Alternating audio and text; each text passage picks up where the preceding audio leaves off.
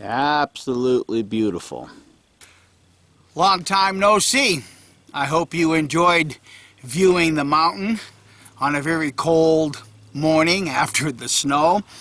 And I'm going to show you what the back end of my property looks like right now. So obviously, this time of year, when the snow is melting off of the manzanos, it finds its way into little creeks like this. This is at the north end of my property.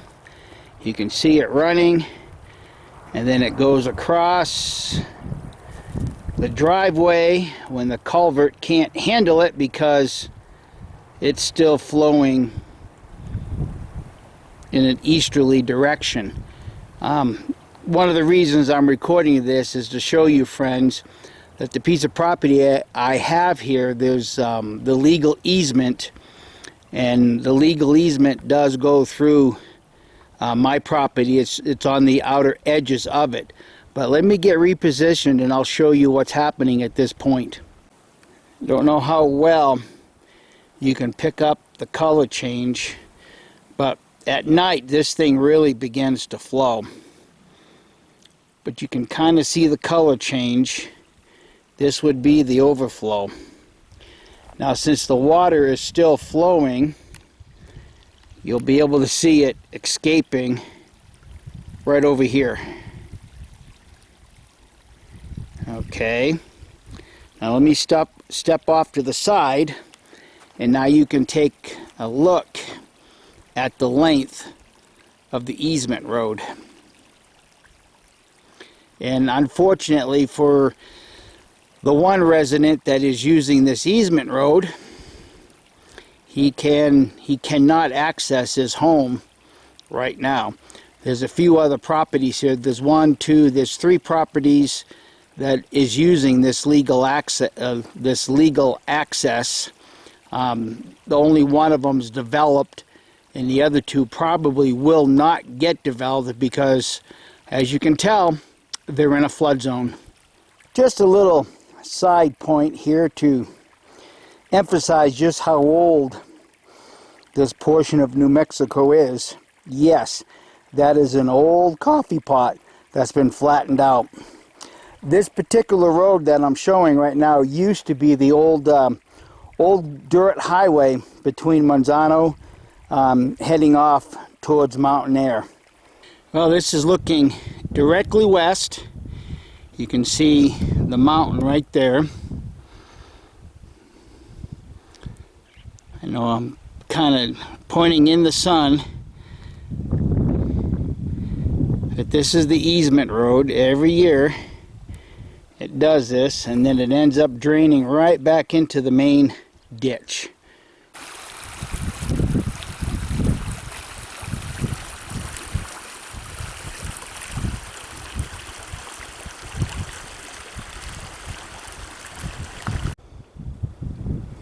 And yes, this drainage ditch actually separates the properties directly to, I guess would be the north of me.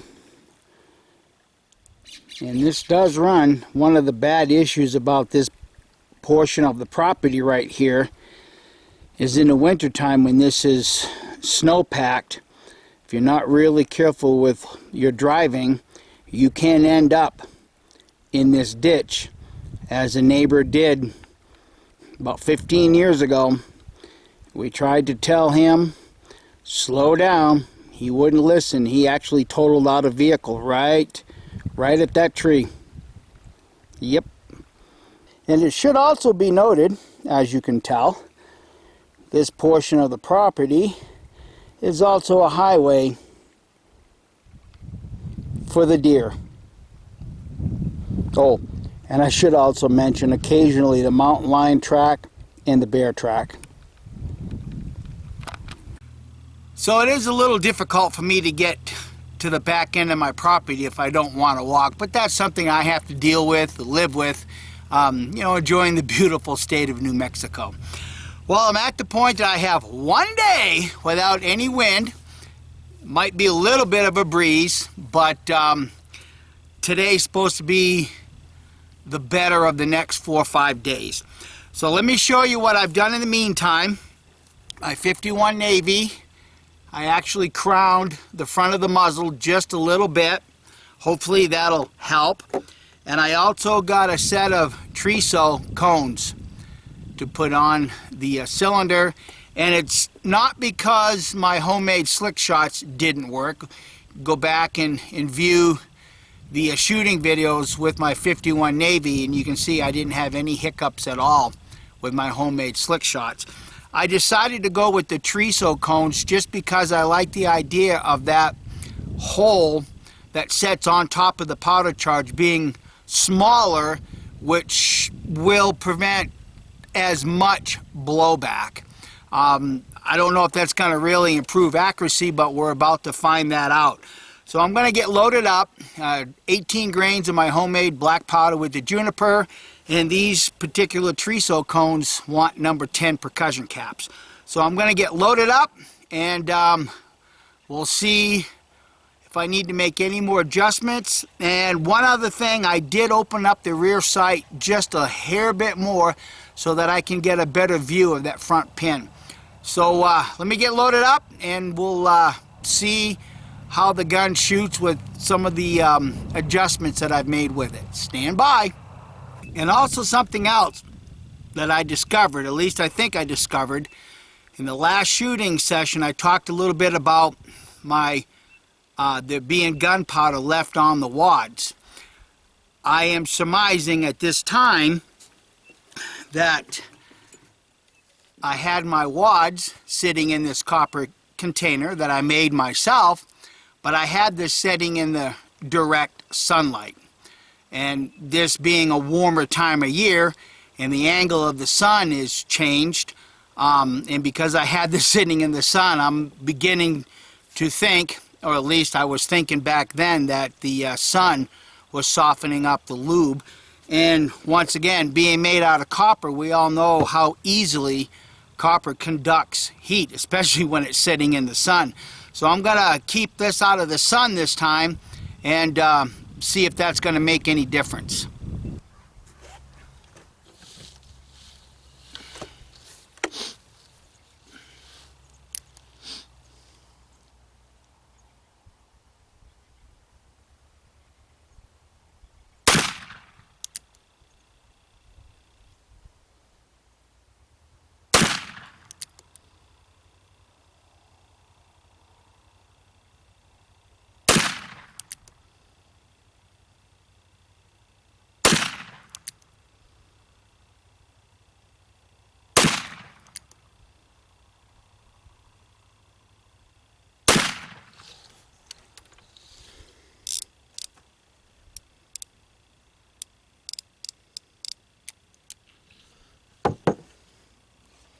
So let's have a look-see.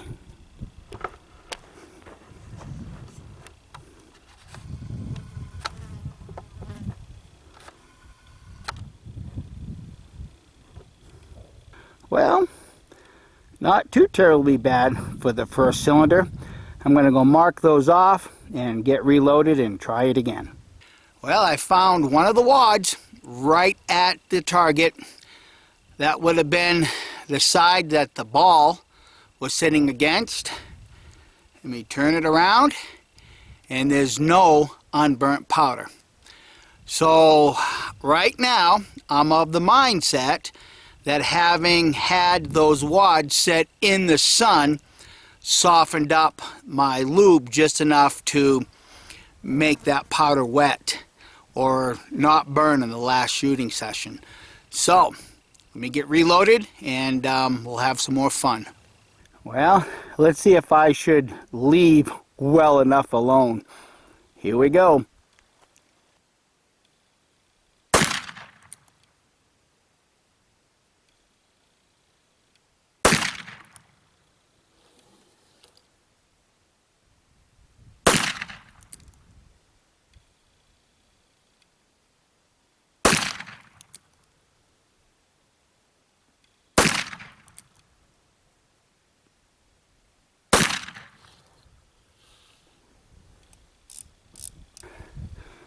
Yes and no.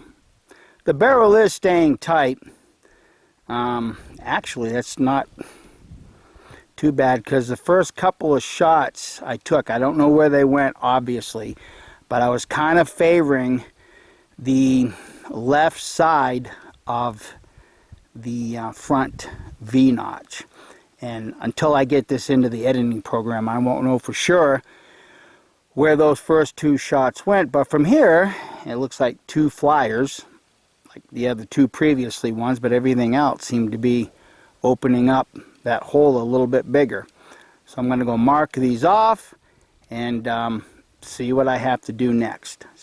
Well, as you guys can tell, it's typical. Breeze is picking up. So I'm going to make these my last 6 shots. If they kind of print to the right side of the target, I will probably put a Remington front sight. I have one in the house. I showed that previously just for such an occasion. And I know some of you guys might think I'm tearing a hole in the fabric of the time-space continuum, but as I've said before, if you've got a gun that can't hit the point of aim, what's the point in having the gun? So anyhow, I'm going to get these last 6 shots down range, and I'll turn the camera towards the target, and we'll see if just how embarrassing it's going to be.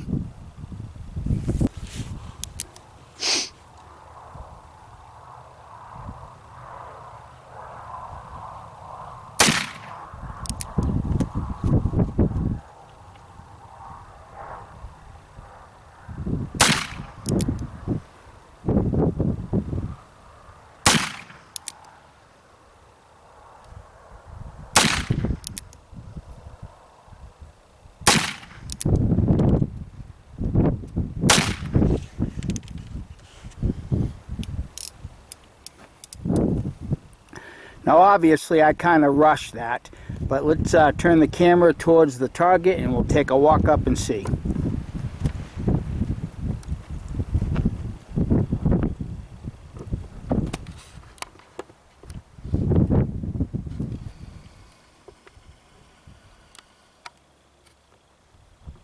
Well, looks like they shot low left. I don't know what the hell's going on right now. I'm not blaming that on the wind. I might blame it on rushing it through, or just maybe I should clean that barrel and start over. Maybe this gun only likes 2-3 cylinders without having to clean the barrel. But I'll figure that out in time. So just to reiterate, that last cylinder, I picked up 2 more of the wads right at the target, and the side of the wads that would be sitting against the powder charge, there's no evidence of any unburnt powder. So I think, lesson learned, for me at least, keep my wads out of the direct sunlight and that lube will stay solid. Thanks for watching, and I hope everybody will have a blessed day. Bye.